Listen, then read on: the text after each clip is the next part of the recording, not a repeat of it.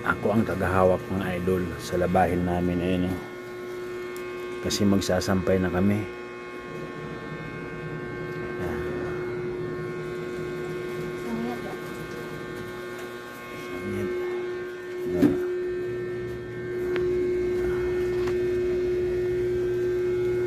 Gahawak.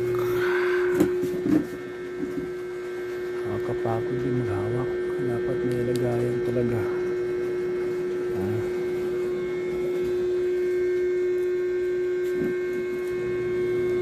Nag-alaga kami ng apo namin. Ayun, oh. Tulog. Kasi yung nanay trabaho na sa MOA.